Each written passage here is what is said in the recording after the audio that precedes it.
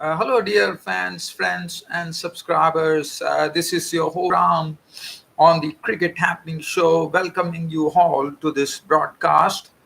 Well, I could not come yesterday to talk about two good matches that happened. One was the match between South Africa and Australia, where South Africa have in fact won the ODI series against the Aussies because this I reckon this is a three-match series. So yes, one thing, it was a very significant moment for South Africa because South Africa registered their first ever series win this summer. And that is in a span of 1 year. This is the first ever ODI series win, and what a way for them to with this particular phase and beating the Aussies. In fact, South Africa won the match by 6 wickets, and the hero was Janeman Mallon. You would remember Janeman Mallon when he made his ODI debut in the first ODI.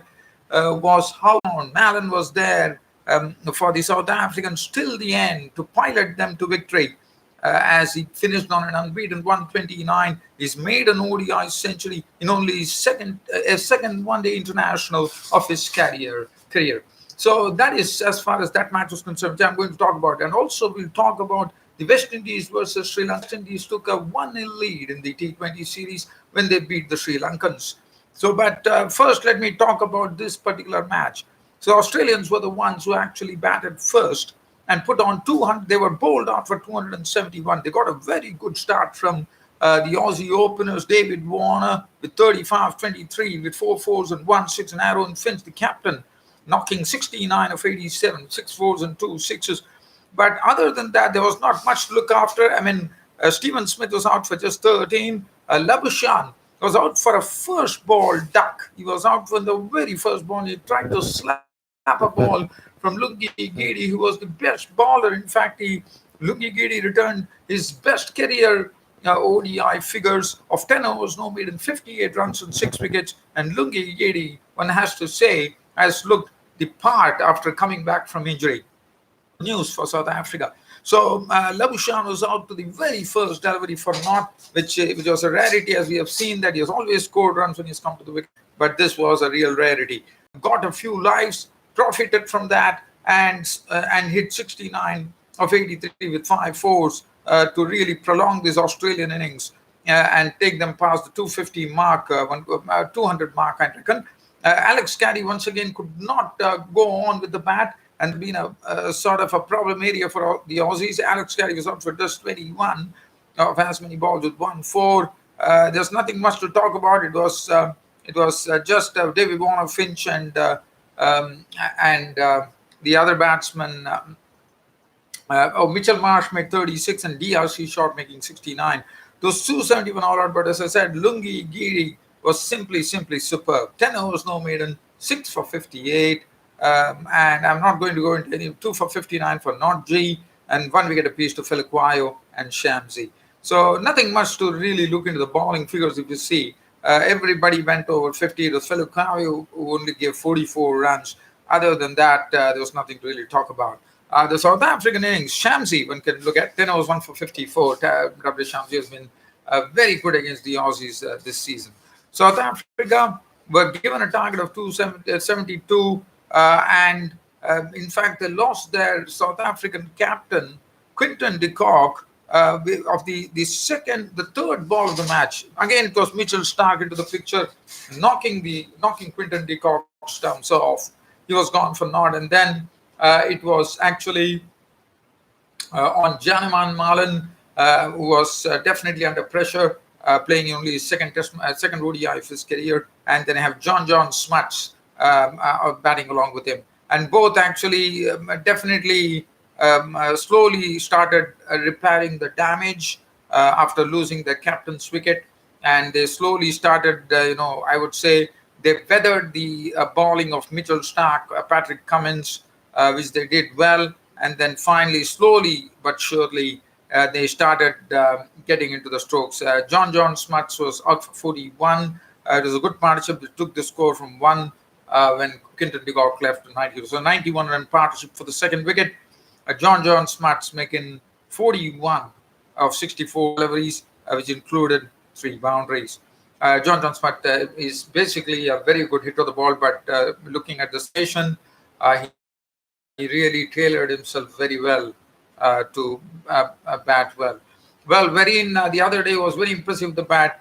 This time could not. Verin was an early performance for just 3 runs.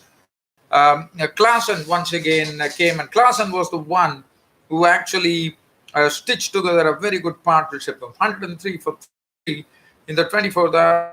Malin was picking in confidence, was hitting some sixes as well as Henry Klaasen, who hit the century in the previous match, came in, and in fact he contributed a very compact 51, gave good company to Janeman Mallon to proceed.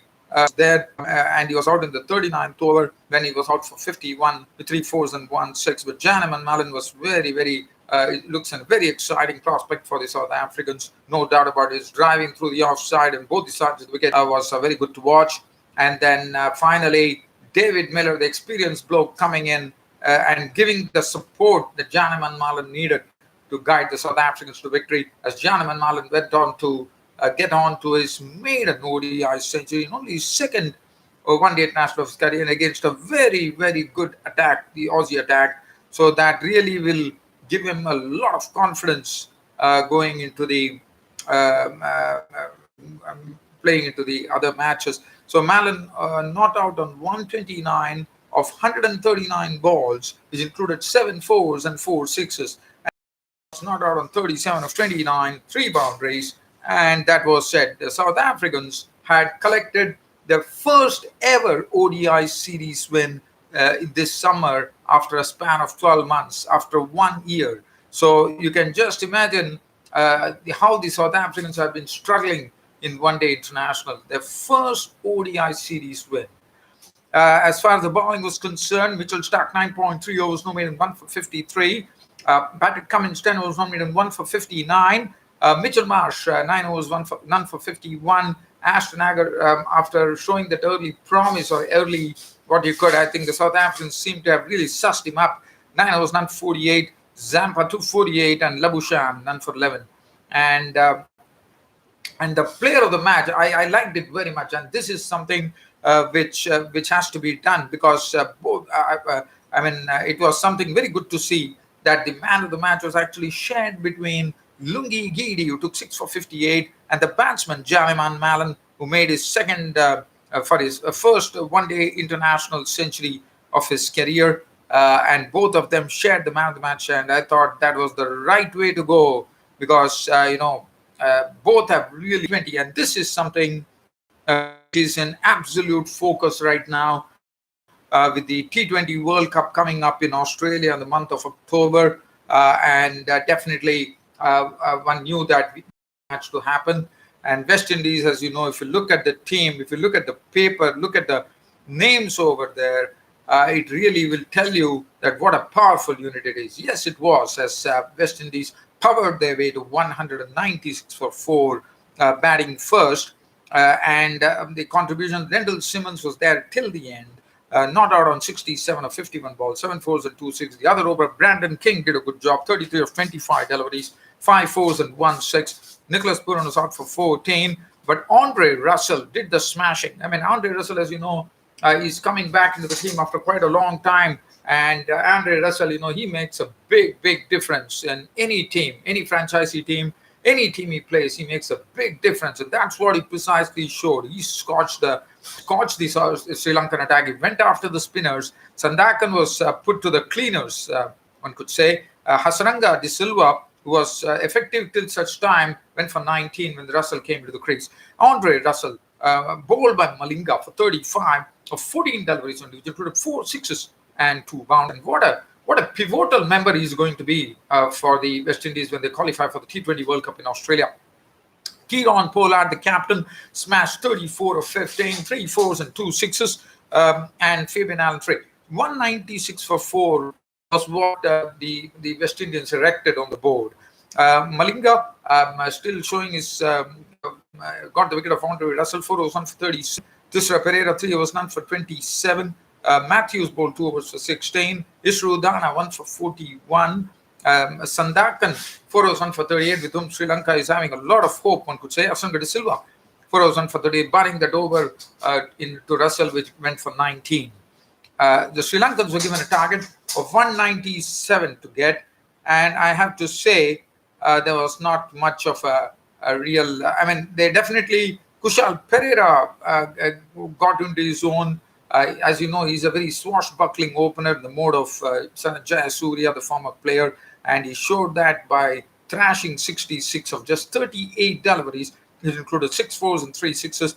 Avishka Fernando, the centurion in the first T20, was out for just, the man who made the 50, I reckon, was out for just 7 runs. Shahan Jayasuriya was out to the very first ball that he faced for Thomas. Let me tell you, the damage was done by O'Shane Thomas, the very, very well-built fast bowler from the West Indies. And as you know, he really ramps up the pace at 140 clicks, and that's what he did. He really beat them for praise. He bowled some real short deliveries and had the South Africans getting into indiscretion, and that yielded. I mean, he really broke the back of the Sri Lankan team as he picked up 5 play. His bowling analysis read 3 overs, no maiden, 28 runs and 5 wickets. In fact, he did not bowl the full quota, but in 3 overs, he gave 28 runs and picked up 5 wickets. And then Angelo Matthews, for Sri Lanka, nothing went the way. Mendes was out to Thomas for naught. Matthews went to Thomas for 10. Shanaka for Thomas for 2. And then it was Tisra Pereira was out for 11. And suddenly they are really slumped. But then the bloke who came, Chal Pereira, and started getting a few runs. And his contribution, Hasranga de Silva, 44 of 34 for. But Isru Adana also was out very cheaply for 3. And then it was all over. It's 171. And the match was won by the West Indies by 25 runs. And you know, each and every match that they're playing here is pretty important for both the teams, as West Indies and Sri Lanka are the ones who still have to qualify for the T20 World Cup. Situation. And O'Shane Thomas got the man of the match because he really, as I said, broke the back of the Sri Lankan team by actually picking up 5 wickets in the power play. 3 overs, 28 runs and 5 wickets. Cottrell 1 for 14 of 2.1. Russell at 1 for 33. Pollard 2 overs for 25. Bravo 4 overs, 1 for 30. And Roman Powell, who showed his wares as well with his stuff that he had, 4 overs, 2 for 31. And well, dear fan subscribers, so that's a match. That's the situation. I'm just trying to see whether there's any cricket left. Yes, I can just share something now. This we are talking about the.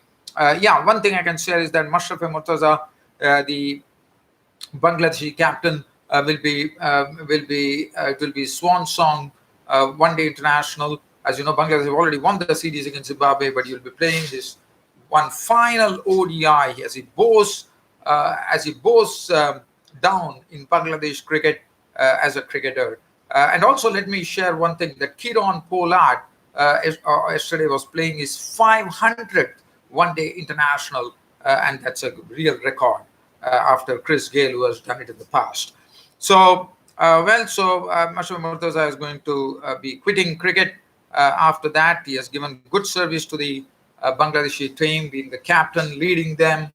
But nevertheless, other than that, I have to just tell you that the Women's T20 World Cup, the Women's World Cup, not the T20, I have to just see over. Yes, it's the T20 World Cup.